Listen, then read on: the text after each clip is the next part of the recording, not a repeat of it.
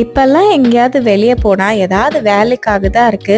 சும்மா பிளான் இல்லாம ஊர் சுத்தி ரொம்ப நாள் ஆச்சுன்னு அன்னைக்கு டென் பாஷ்ங்கிற ஊருக்கு தான் போயிருந்த அன்னைக்கு ஃபார்மர்ஸ் மார்க்கெட் வேற, அதுவும் அவ்வளோ பெருசா இருந்தது. ஊர்ல இருந்த மொத்த கூட்டமும் அங்கதான் இருந்தது அடிச்ச வெயிலுக்கு. இந்த மாதிரி மார்க்கெட்ல நல்ல விஷயமே நிறைய ஃப்ரீ சாம்பிள்ஸ் இருக்கும். அதுல சிலது எடுத்து வாயில போட்டுட்டு, எங்களுக்கு இந்த மாதிரி பெரிய ஊர்ல நிறைய குட்டி இண்டிபெண்டன்ட் ஷாப்ஸ் இருக்கும், அங்க விண்டோ ஷாப்பிங் பண்றது ரொம்ப பிடிக்கும்.